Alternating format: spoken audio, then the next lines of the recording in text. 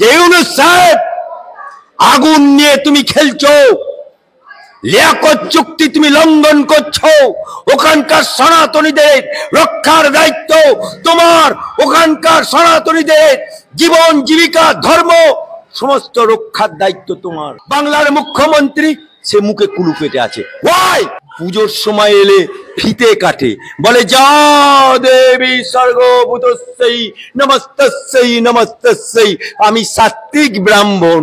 তাহলে তুমি যদি সাত্ত্বিক ব্রাহ্মণ হবে, তাহলে বাংলাদেশে আজকে সনাতনীদের উপর অত্যাচার হচ্ছে, তুমি কেন মুখে কুলু পেটে বসে আছো? ইউনূস সাহেব, তুমি কি চাইছো বাংলাদেশের ম্যাপটাকে উড়িয়ে দিয়ে ভারতের ম্যাপের মধ্যে ঢুকিয়ে নিতে?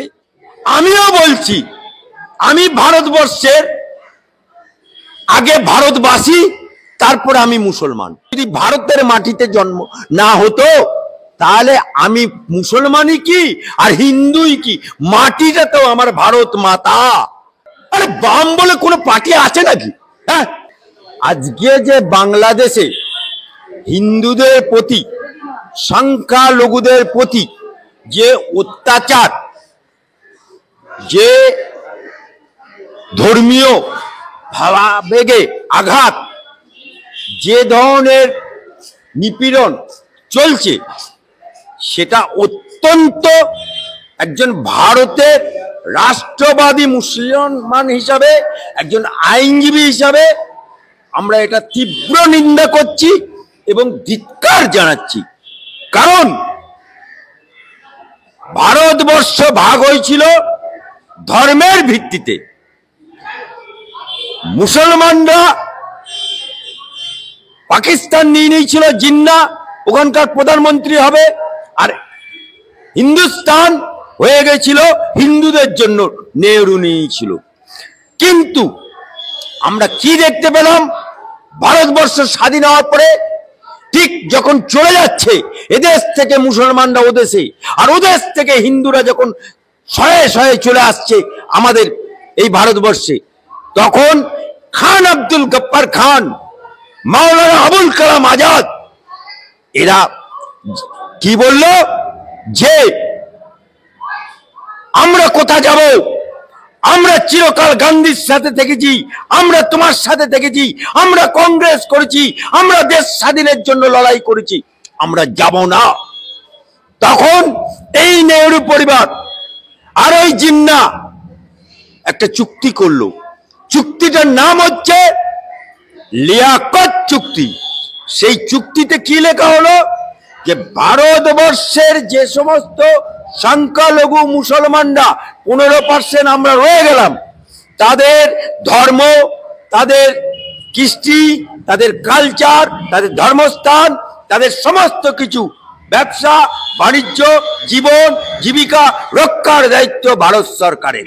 আর ওদিকে সনাতনী হিন্দু যারা 20% রয়ে গেল পাকিস্তানে, তাদের ধর্ম, ধর্মীয় স্থান, জীবন জীবিকা, কৃষ্টি কালচার সব রক্ষার দায়িত্ব সেই পাকিস্তান সরকারের। পরবর্তীকালে পাকিস্তান থেকে আমরা দেখতে পেলাম শয়ে শয়ে হাজারে হাজারে সনাতনীরা চলে আসলো, কারণ তাদের ধর্মীয় আচার অনুষ্ঠানে, তাদের জীবন জীবিকাতে ব্যাঘাত হওয়ার কারণে তারা চলে আসতে শুরু করলো। কিন্তু আমাদের ভারতবর্ষ থেকে একটা কেউ দেখাতে পারবে কোন মাইকে লাল আছে? প্রশ্ন করতে চাই তথাকথিত সেকুলার কংগ্রেসকে, প্রশ্ন করতে চাই তথাকথিত তৃণমূলকে, প্রশ্ন করতে চাই সিপিএম কে। একটা মুসলমান যে ধর্মীয় কারণে, অত্যাচারের কারণে পাকিস্তানে চলে গেছে, বাংলাদেশে চলে গেছে, আফগানিস্তানে চলে গেছে, একটা মুসলমান বলতে পারবে যে আমার ভারতবর্ষে আমি নামাজ পড়তে পারিনি মসজিদে? একটা মুসলমান বলতে পারবে যে আমি কোরআন পড়তে পারিনি, আমি মসজিদে আযান দিতে পারিনি? একটা মুসলমান দেখাতে পারবে? নো।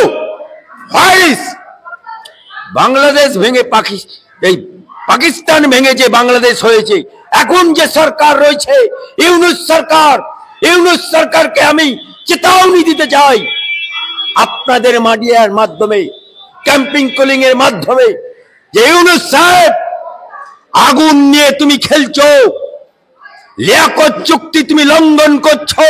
ওখানকার সনাতনীদের রক্ষার দায়িত্ব তোমার, ওখানকার সনাতনীদের জীবন জীবিকা ধর্ম সমস্ত রক্ষার দায়িত্ব তোমার। কিন্তু আমরা কি দেখতে পেলাম, ওখানকার একজন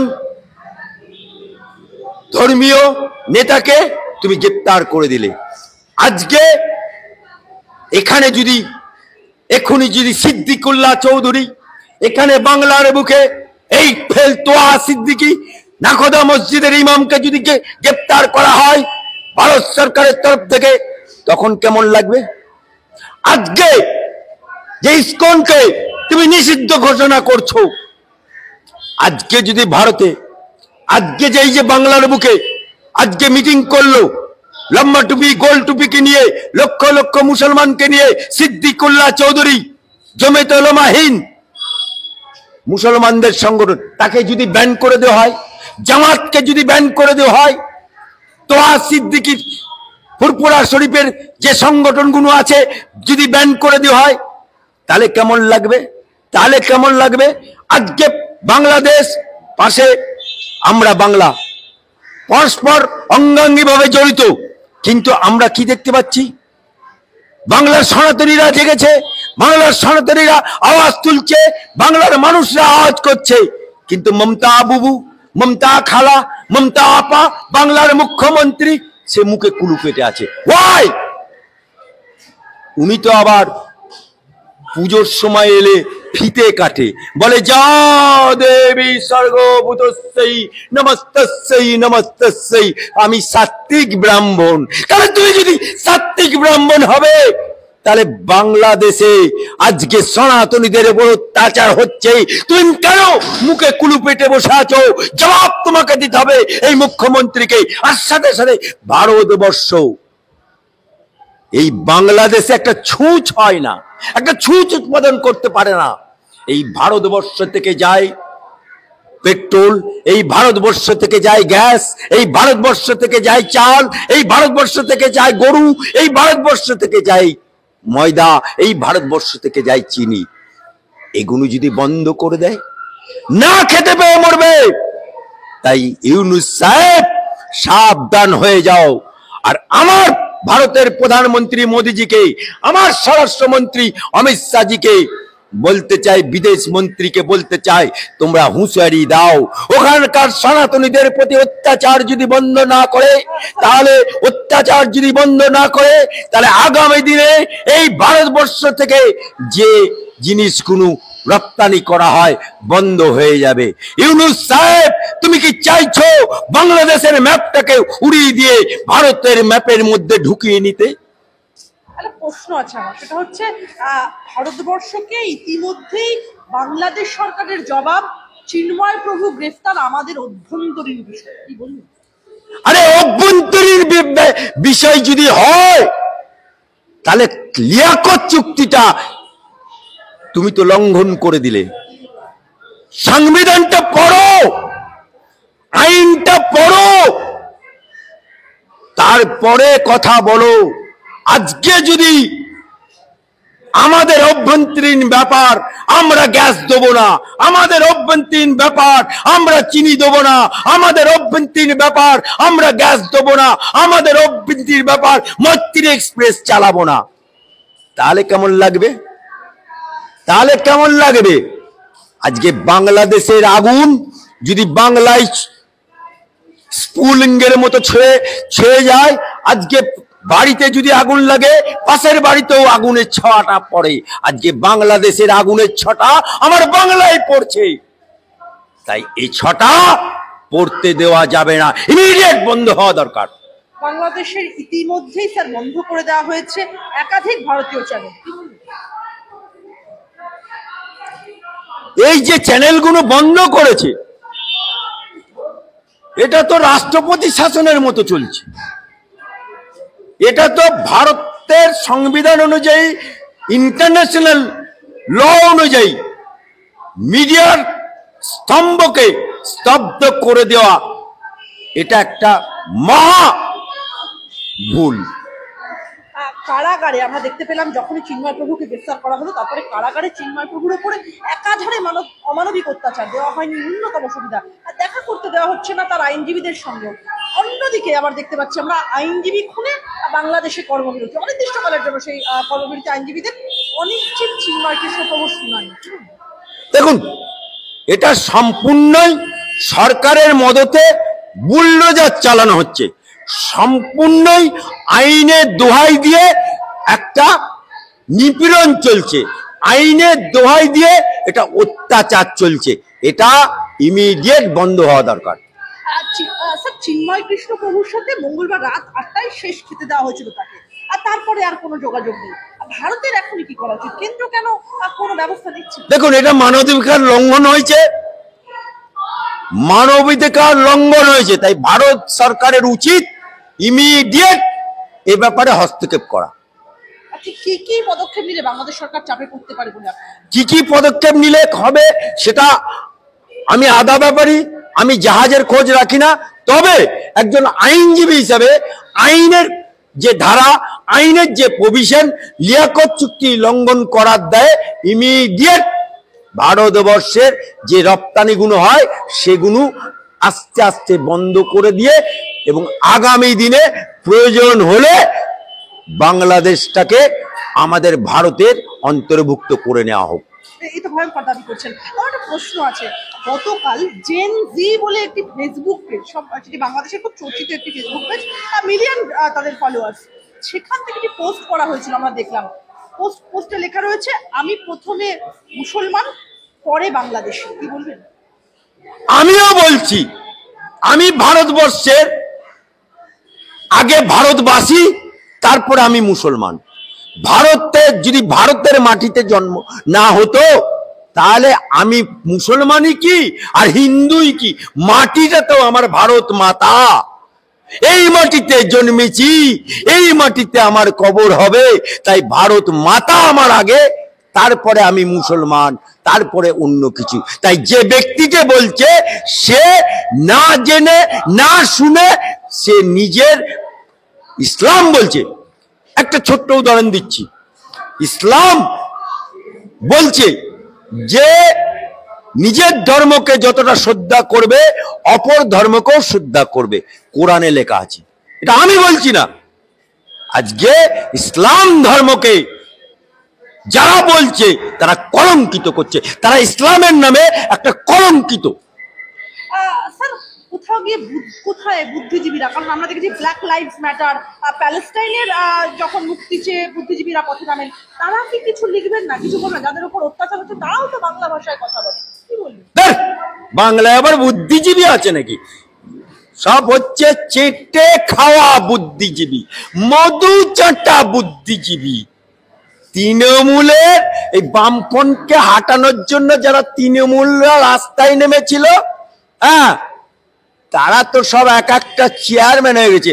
রোগা ডিগডিগি ছিল বুদ্ধিজীবীরা, এখন তৃণমূলের দয় বিভিন্ন পোস্ট অলঙ্কিত করে সব ভুঁড়ি হয়ে গেছে, জিভ মোটা হয়ে গেছে, রাস্তায় নামতে গেলে ভুঁড়ি ঠেকে যাবে। তাই এখন বুদ্ধিজীবীদের বুদ্ধি নাশ হয়ে গেছে। বামেরা চুপ কেন? আরে বাম বলে কোনো পার্টি আছে নাকি? হ্যাঁ, বাম একটা চিরিংবাজ পার্টি, বাম একটা ঢপবাজ পার্টি। আপনাকে উদাহরণ দিচ্ছি।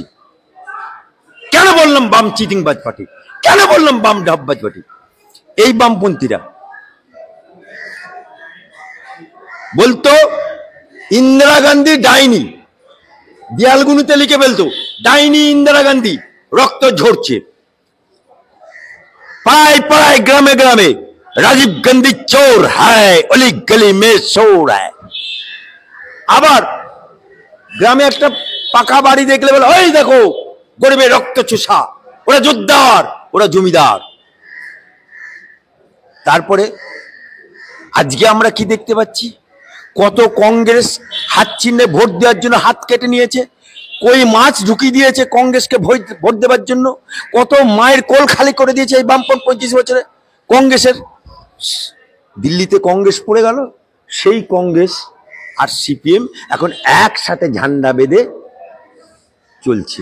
যাকে বললো ডাইনি, যাকে বললো অলি গলি মে চোর হ্যায়, রাজীব গান্ধী চোর হ্যায়, যাকে বললো বুর্জুয়া পটি, সে এখন রাতারাতি ভালো হয়ে গেল। হ্যাঁ হ্যাঁ, তাহলে এই যে যে মায়ের কোল খালি করলো সিপিএম, যে বাপ সন্তান হলো তারা সিপিএম এর দ্বারা, এই সিপিএম কে আর কংগ্রেসকে একজোট হলে তারা সহ্য করবে? তারা সহ্য করবে? আবার দেখুন, বামপন্থীরা বলে ধর্ম আপিনের নেশা, আপিনের নেশা। রেজ্জাক মোল্লা যখন মন্ত্রী ছিল, উনি হজে যাচ্ছেন, বলে না না না না না, হজে যাওয়া যাবে না। কেন না? ধর্ম আপিনের নেশা। তুমি কমরেড। আবার সুভাষ চক্রবর্তী পুজো দিতে যাচ্ছে, তার মানে মন্ত্রী বলে না না না না না, পুজো দিয়ে যাবে। কেন? তুমি কমরেড। ধর্ম আপিনের নেশা। তা অথচ দেখা যাচ্ছে সিপিএম কমরেডরা প্রত্যেকের বাড়িতে বউগুনুর শাঁকা পরে, সিঁদুর পরে, বউগুনুকে শাঁকা সিঁদুর পরে, আবার বাড়ি থেকে যখন মিটিং এ যাবে তখন আবার বইয়ের পুজো করা, সেই ঠাকুরকে নমস্কার করে বাইরে বেরোবে। আবার দেখুন দুর্গা পুজোতে বাইরে, ভেতরে পুজো হচ্ছে, প্যান্ডেলের সামনে স্টল করে দিল। কি না, পুজোর সময়, পুজোর 4টে দিন কি বলবে? মার্কস বিক্রি করবে, লেনিন বিক্রি করবে, কার্ল মার্কস বিক্রি করবে, মাও সেতুং বিক্রি করবে। বলে আমরা পুজো মানি না, সেই জন্য। আরে পুজো মানিস না, তাহলে পুজোর মঞ্চের সামনে স্টল কি করতে গেছি? এই যে দ্বিচারিতা, এই যে ঢপের কীর্তন, এরা আবার কি বলবে? যে ইসকনকে যে বারংবার নিষিদ্ধ করার একটা চেষ্টা বাংলাদেশের, কোথাও গিয়ে কি হিন্দুদেরকে সংগঠিত করছে ইসকন? তাই কি মোহাম্মদ ইউনূস কোথাও গিয়ে ভয় পাচ্ছেন? দেখুন, ইসকনকে ভয় পাচ্ছে কি পাচ্ছে না আমি জানি না, তবে ইসকন শুধুমাত্র বাংলাদেশের সংগঠন না, এটা একটা ইন্টারন্যাশনাল সংগঠন।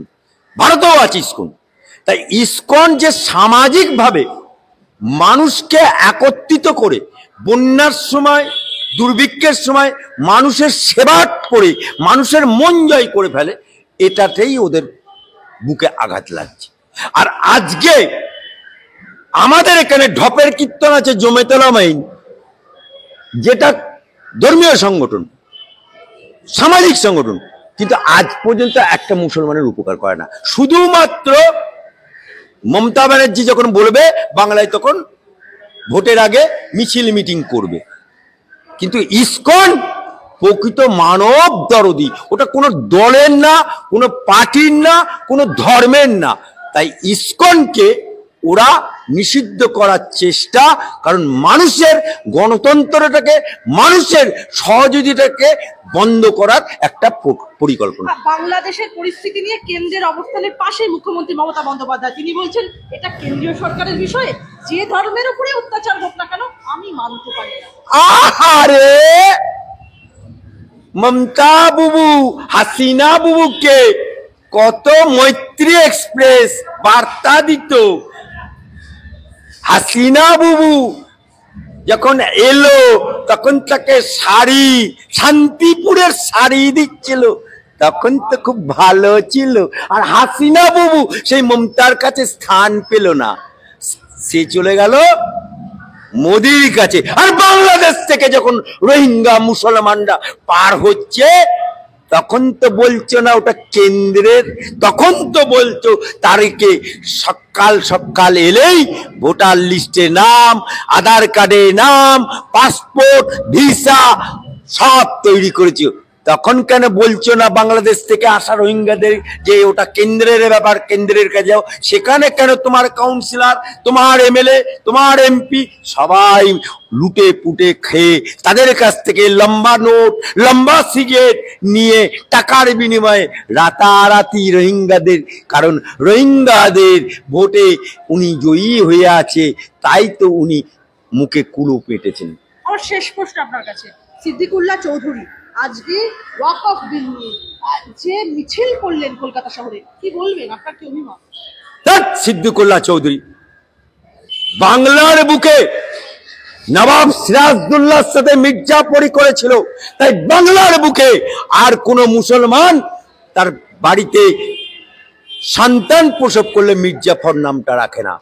এই সিদ্দিকুল্লাহ চৌধুরী বাংলার মুসলমানদের কাছে নিমক খারাপ। এই সিদ্দিকুল্লাহ চৌধুরী বাংলার মুসলমানদের কাছে গদ্দার।